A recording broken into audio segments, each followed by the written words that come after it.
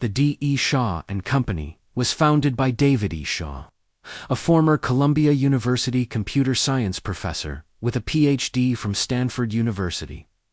D. E. Shaw began investing in 1989, having secured $28 million in capital from Paloma Partners and several private investors.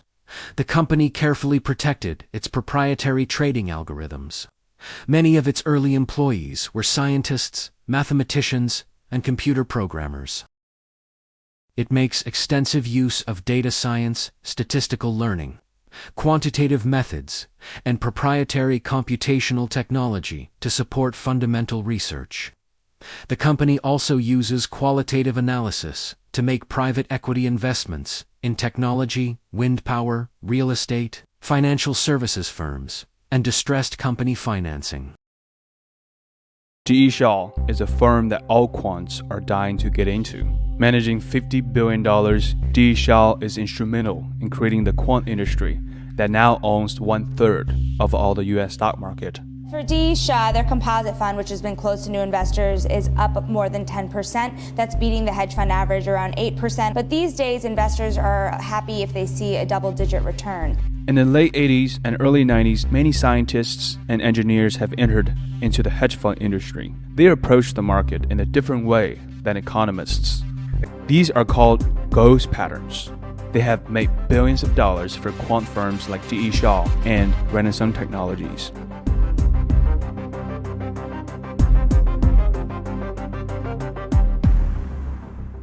The ghosts that Shaw discovered were hard to explain.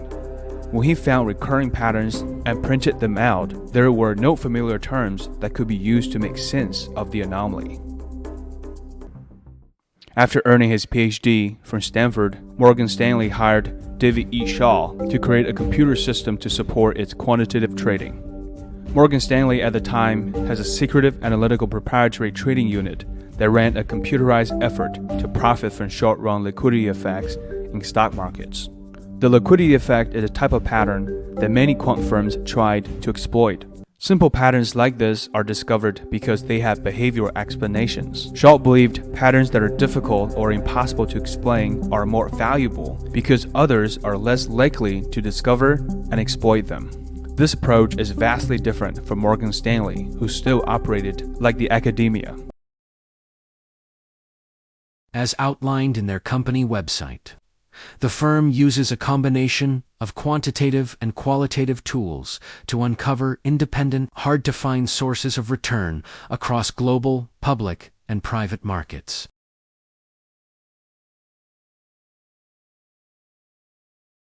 Their staff includes world-class mathematicians, physicists, computer scientists, economists, analysts, business builders, and system architects relying on specialized trading, operational, and compliance expertise developed over 35 years.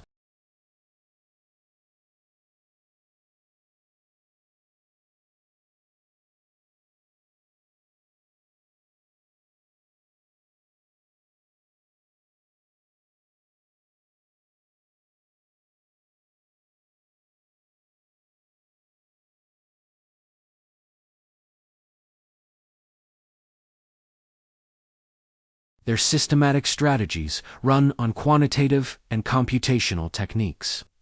They believe a strong culture of rigorous analysis and scientific research, supported by a robust infrastructure, is the bedrock of a successful quantitative investment process.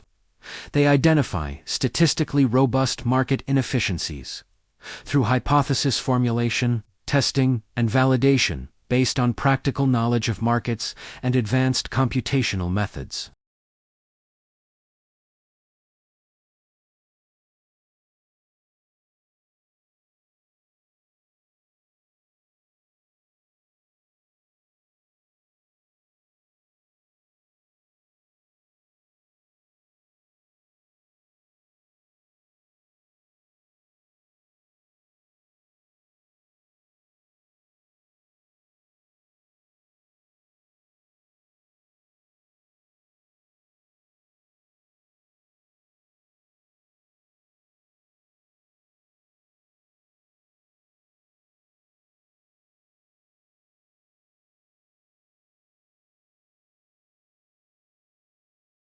They use sophisticated technology to run their investment activities.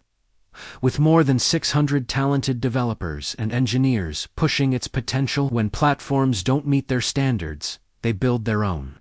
So they formed Arcesium LLC to make part of their capabilities available to other asset managers. Arcesium is now an independently operated company that provides post-trade technology and services to financial clients, while continuing to support the D.E. Shaw Group and its funds.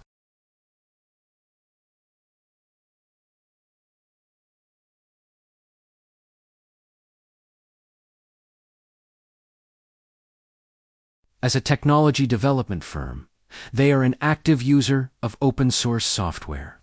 They support the open-source community by funding software initiatives, contributing ideas and features to existing projects, and releasing their own innovative tools, such as sponsorship of Jupyter, IPython, and so on. We will use some of these tools during our data science in asset management sessions.